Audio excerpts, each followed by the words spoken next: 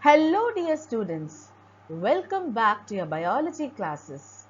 In today's session, we will be discussing on the topic evolution and its changes. So shall we get into the topic? Yes. So what is evolution is? Evolution is nothing but the change which is seen or which is denoted by the species in regard to the physical characterization over the generations together, and of course it depends upon the natural selection. Okay, so what is natural selection is? That is, the any type of a living organism, they get acclimatized or they get adapt to the present situation and they make a change in themselves, and therefore it is called as a natural selection.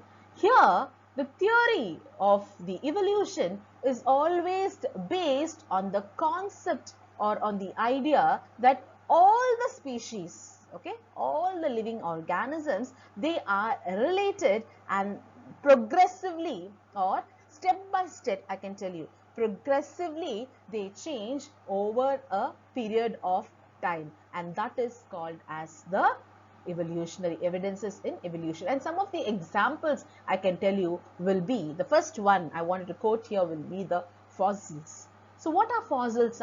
The fossils are nothing but it is the remain or the leftover part or the remains of any non-degraded part. That is, degraded means any part of a living organism which is found within the rocks, and they are called as the fossils. Here the layers, especially the layers which forms, that is from the fossil, what happens, it decides what type or what duration it is or what age of a fossil it is. Here they are deep down, these fossils are located or they are isolated deep down, and they are comparatively older. Okay, they are comparatively older to the ones which is found from in the top layers. And of course they give a fact or they give a clear understanding that the earth is the condition of the earth in a specific era, that is in a specific period of time, and that study is called as the fossils. Of course, this study of the fossils is also called as the paleontology. It's called as what? It's called as the paleontology. Now here the fossils, thus these fossils, they give a clear evidences or they give a clear proof of the paleontological evidences, and they also give a solid evidence that any organism, it can be any organism from the ancestral period, or I can tell you from the past, they are not the same when you compare it to the present scenario. That is, you can find a drastic or a complete change from the ancestral period to the present scenario. And of course, they show a progression. What do you mean by progression? They show a period of change, or you can normally see they are seem to be quite modern when you compare it to that of the ancestral period, and they show a progression. Thus they show a progression in the evolutionary trends.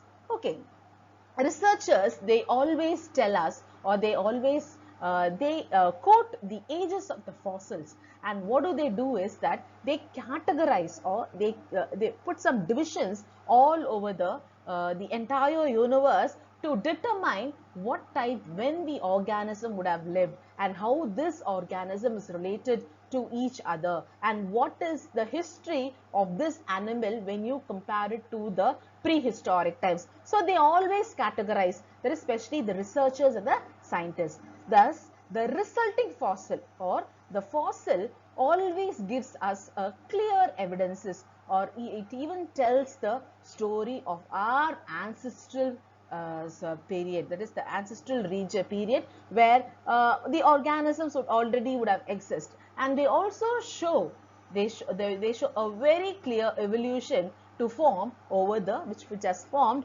over certain millions of years. Here, the evolution, when you talk about evolution, what is evolution is? Evolution is a sudden change. Now, this always relies on the variation. What type of a variation does it relies on? It relies on the genetic variation, especially in a population, in a community, which always affects the physical characteristic, that is the phenotypic characters of any type of a organism. So certain characteristics, sometimes they may be advantage to the individuals. Certain physical characters will always be positive.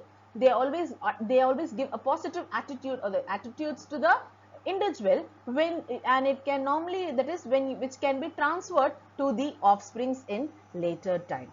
Okay, and also the evidences will always show a theory, especially an important theory of the modern biological sciences. So it is the only important way which we can prove that certain theories which is proposed by the scientists in the earlier, especially in evolution, okay, is said to be true also.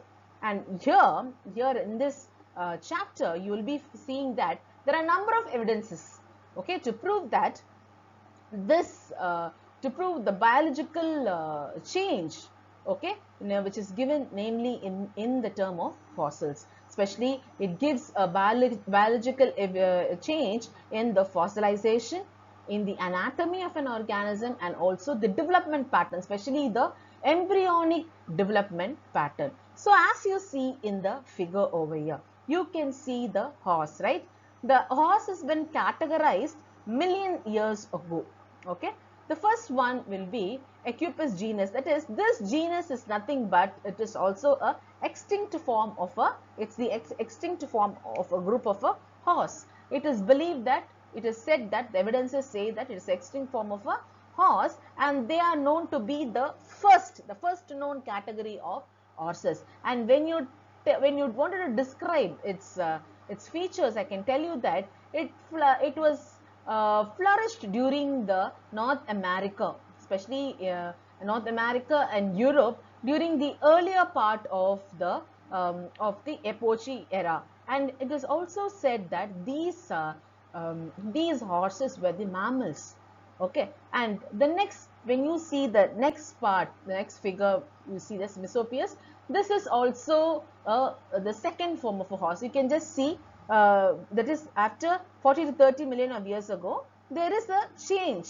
The change is drastically seen, and here they are said to be the browsing. They are said to be in the browsing form, which means these horses, the teeth were not suited, or it did not favor in the grazing, especially in grazing the grasses and grazing the fields. That the teeth of that particular horse, that particular period of the horse, it did not suit well. And of course, in certain times, this horse also became a extinct organism, especially in the North America. There is some, I can tell you, some 2 million years ago. For there may be a number of reasons.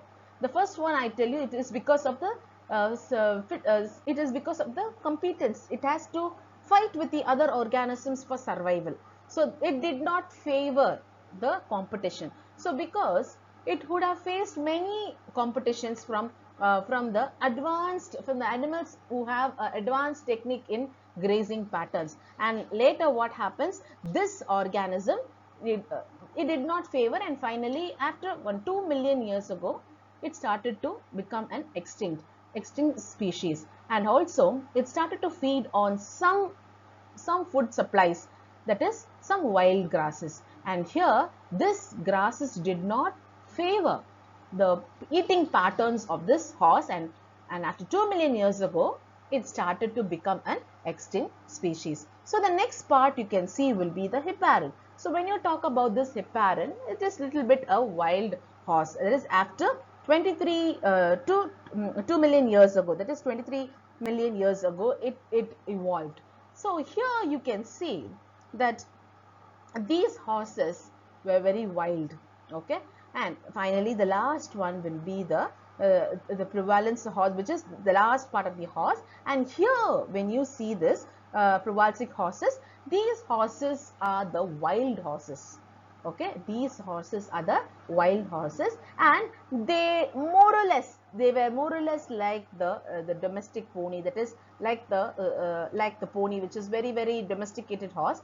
And here this is also the modern horse. It had a crowd, it had a evolutionary studies with that of the previous horses. So here you can see the trends of the horses, that is right from the ancestral period to the modern era. So this part explains about the about the horses and its different, how it adapted to the present surroundings, and how the present surroundings also treated the animal. So as the years passed on, the horses they had a great change in the evolutionary trends. Over a period of time, what happened? Over a period of time, this evolution had brought a great change in the shape of any type of an organism, in the size, okay, in the size of, especially in the bones, especially the body structure showed a drastic change, which with the shape and also with the size. But they always have maintained the overall structure. The evidences of this organism, of any type of an organism, was it has probably got originated from the common ancestors. But here some researchers, they call these parts as a homologous structures. They are called as the homologous structures. Homo means same. The same structures are noted in different categories of the species, especially when you see the humans and when you compare it to the horse. I think the body structures they are more or less same. Okay, some structures, they exist in the organism, but they don't have a correct function. And of course, what happened, all appear to be the parts, especially the leftover parts or the residue parts from the past ancestrals. So I can tell you that I can just quote you one important example. I can tell you about the snakes. Okay, some snakes have pelvic bone. Okay, but they despite having no legs, because they have originated. It is believed it is originated from, they have originated from the reptilian family. That is from reptilias, from reptiles, and they did not have the legs, and the unused structure, they use the unused structure without the functions, and thus it is called as the vestigial organ. I can tell you one more example here. When you take the human body, one of the vestigial structure of our human body will be the appendix form. Okay, it is a small part which is this, it is seen in our stomach, especially in the lower part of the intestine.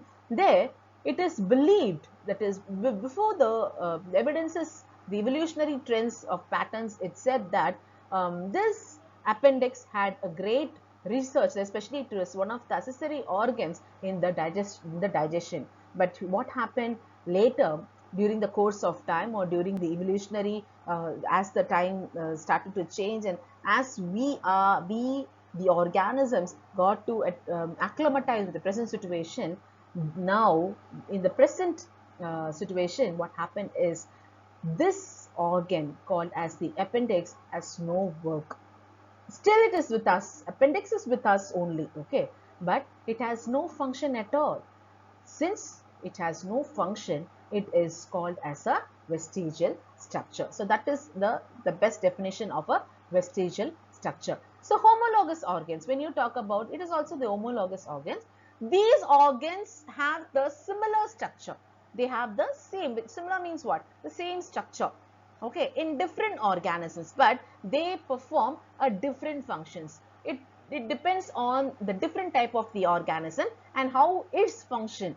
Okay, so that is the meaning of that it shows a very clear picture, that it shows a common ancestry, or it has a common ancestral origin of its own. So some species may give rise to many other new species, and thus this type of evolution is called as a divergent evolution.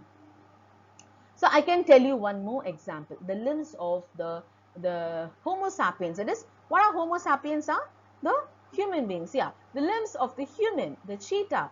Then I can, as you see in the picture, the bat and the whales. Now all these, they have they all perform the different function, but they have the structure more or less the same, or I can tell you they have the similar structure, indicating, or they indicating that they are originated from the common ancestor. So that is the meaning of that.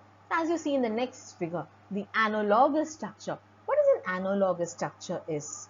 Here, these organs have different anatomy. They have a different anatomy, but they perform the same function.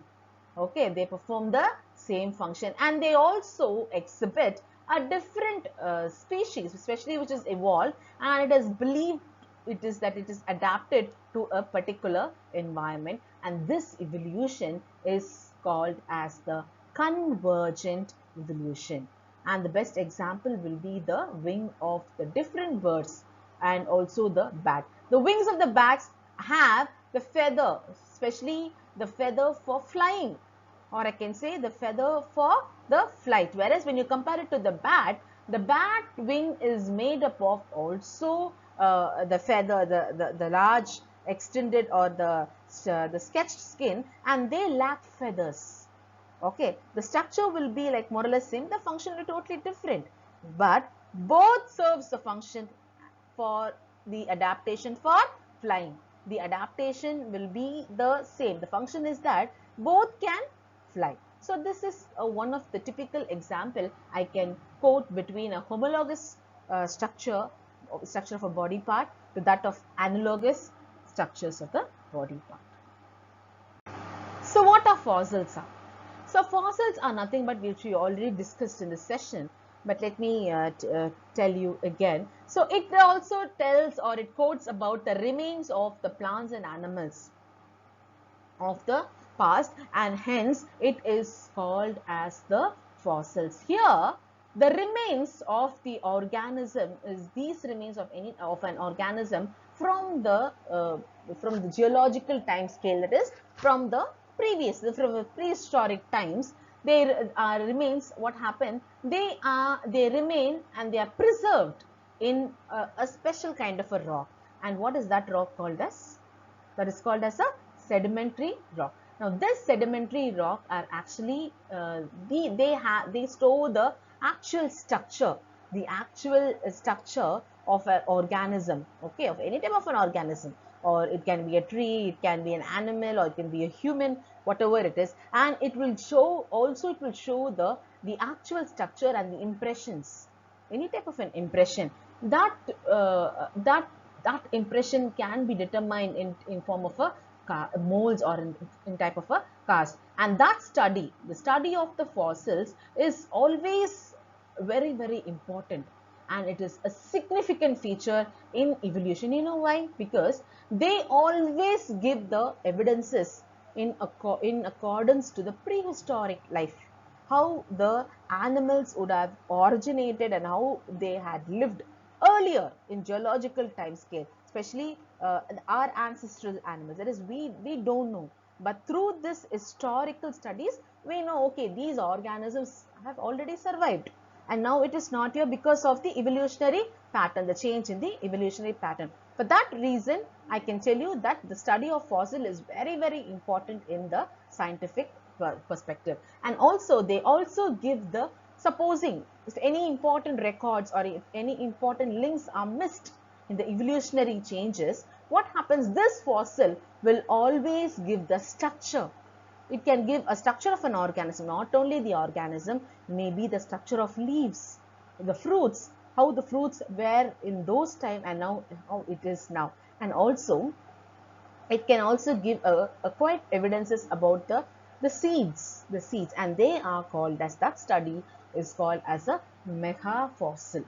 Okay, that's called as a mega fossil. And of course they are while some are very small, or it is very microscopic structure, especially the pollen grains, the spores can also be studied, and that fossilization is called as a micro fossil. So the species of a living organism may be a plant or an animal and which no longer exist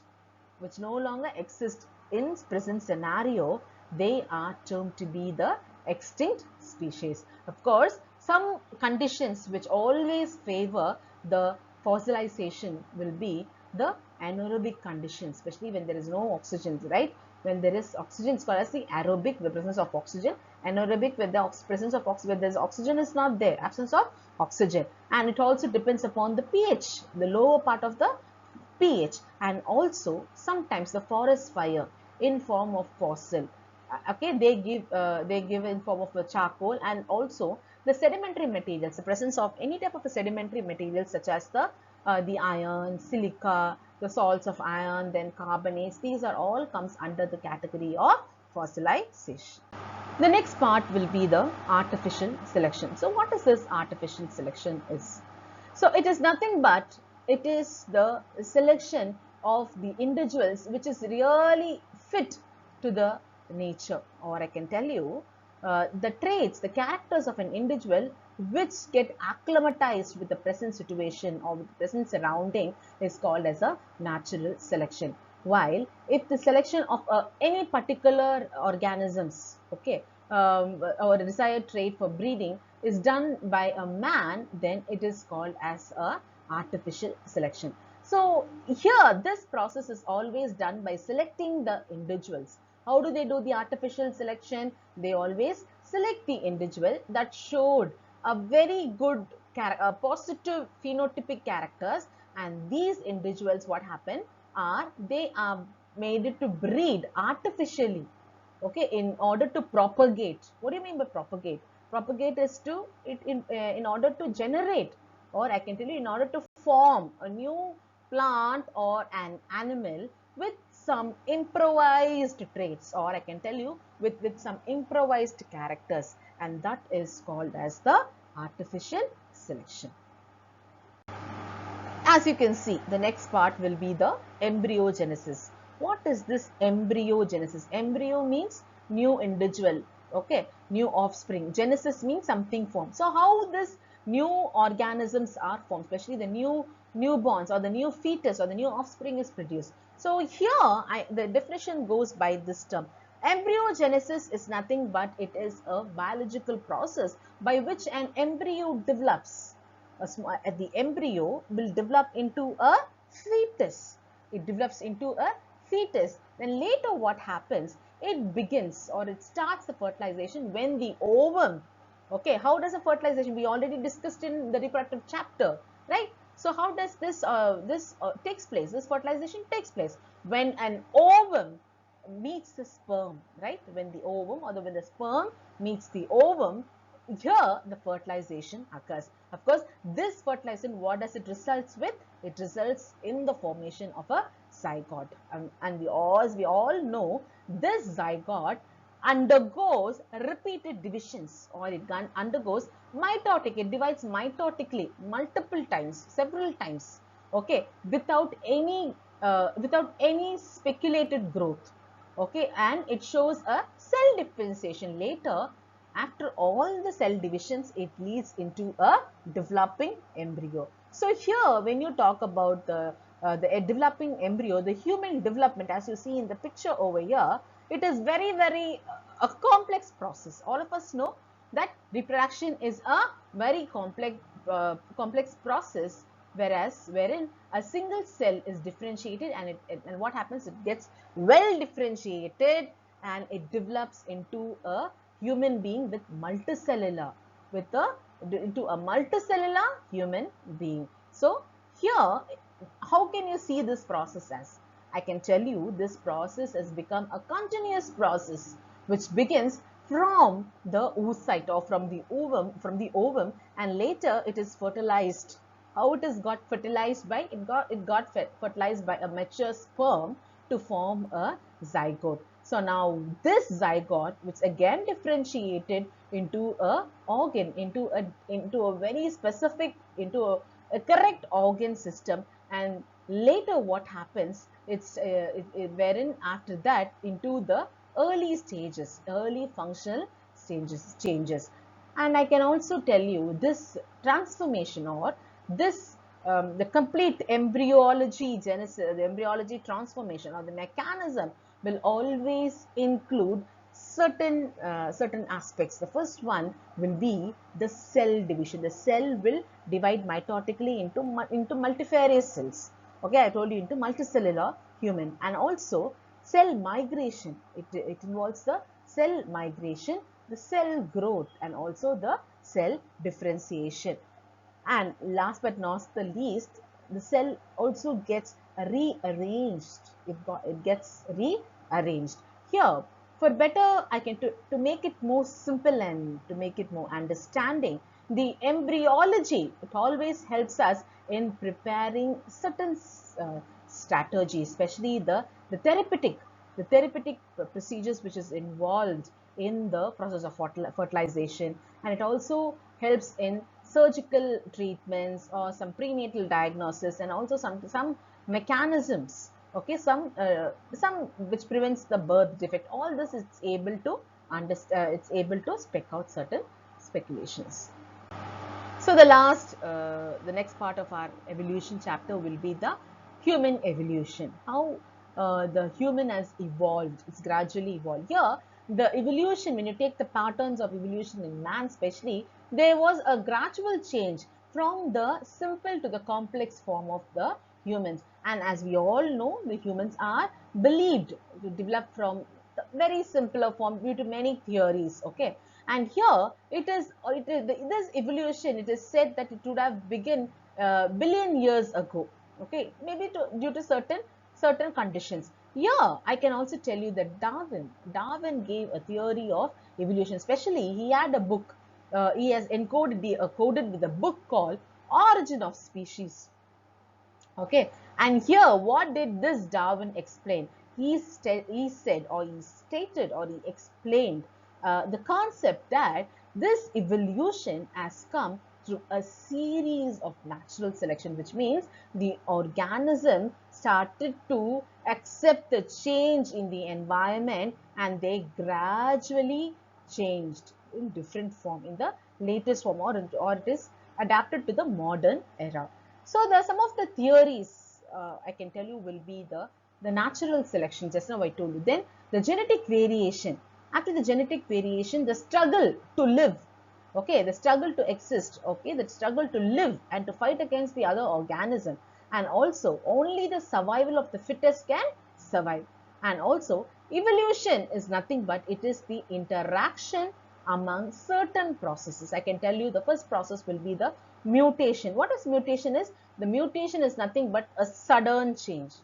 A sudden change will be the mutation. Of course, the combination, the recombination of the genes and some abnormalities which is seen in the gene, and the natural selection, and the last but not the least will be the reproductive isolation. So all this favors the human evolution. So, as we have come to the end of the session, I think this session will be a very informative one. So long in this session, we were just discussing about what is evolution is, and what are the trends, or what are the trends of the evolution, like what is fossilization. We studied about what the fossils, how the animals gradually showed a change from the geological time scale to the modern period of our existence. And also we also studied about the homologous chromosome and the analogous chromosomes, how the functions and characterization and the structure of the parts differ from one organism to the another, and how it favored the function.